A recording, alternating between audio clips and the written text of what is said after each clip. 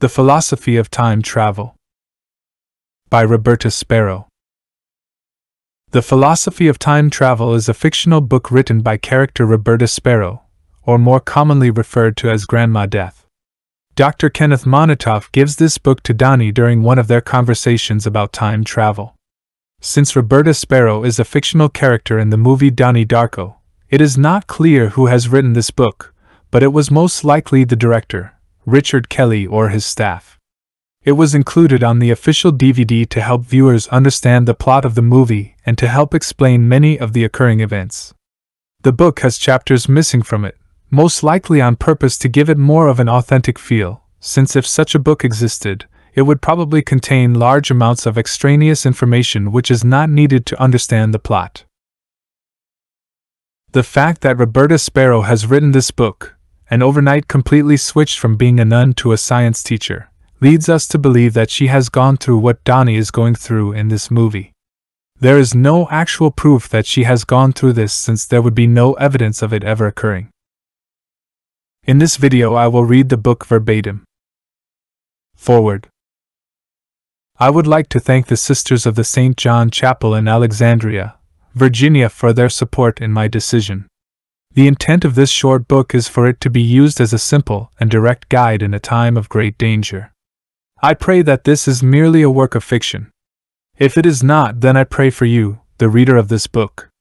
If I am still alive when the events foretold in these pages occur, then I hope that you will find me before it is too late. For the rabbit will come and feast on our souls. Roberta and Sparrow, October, 1944. Chapter 1. The Tangent Universe. The primary universe is fraught with great peril. War, plague, famine, and natural disaster are common. Death comes to us all. The fourth dimension of time is a stable construct, though it is not impenetrable. Incidents when the fabric of the fourth dimension becomes corrupted are incredibly rare.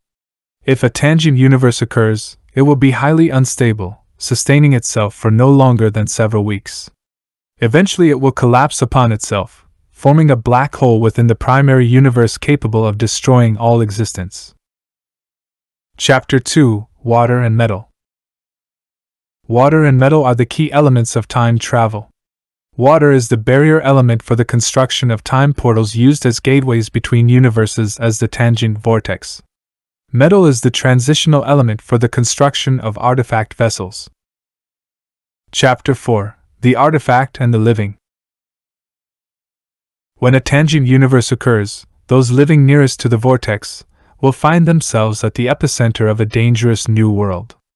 Artifacts provide the first sign that a tangent universe has occurred. If an artifact occurs, the living will retrieve it with great interest and curiosity. Artifacts are formed from metal, such as an arrowhead from an ancient Mayan civilization, or a metal sword from medieval Europe. Artifacts returned to the primary universe are often linked to religious iconography, as their appearance on Earth seems to defy logical explanation.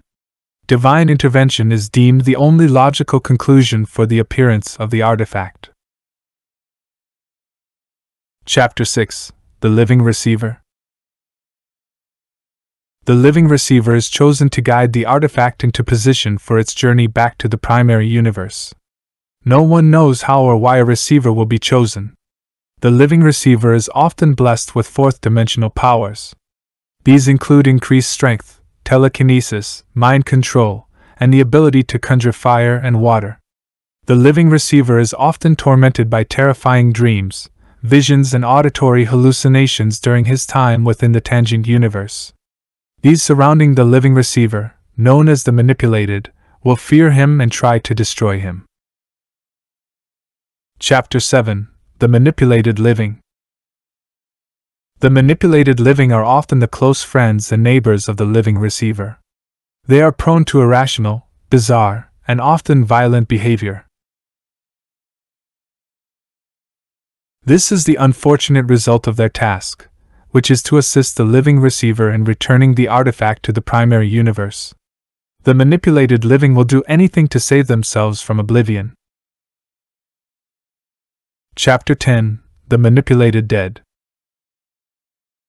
The manipulated dead are more powerful than the living receiver. If a person dies within the tangent dimension, they are able to contact the living receiver through the fourth dimensional construct.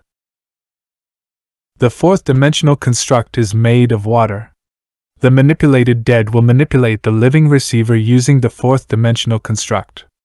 The manipulated dead will often set an insurance trap for the living receiver to ensure that the artifact is returned safely to the primary universe. If the insurance trap is successful, the living receiver is left with no choice but to use his fourth dimensional power to send the artifact back in time into the primary universe before the black hole collapses upon itself. Chapter 12: Dreams. When the manipulated awaken from their journey into the tangent universe, they are often haunted by the experience in their dreams. Many of them will not remember. Those who do remember the journey are often overcome with profound remorse for the regretful actions buried within their dreams, the only physical evidence buried within the artifact itself, all that remains from the lost world. Ancient myth tells us of the Mayan warrior killed by an arrowhead that had fallen from a cliff, where there was no army, no enemy to be found. We are told of the medieval knight mysteriously impaled by a sword he had not yet built. We are told that these things occur for a reason. The end.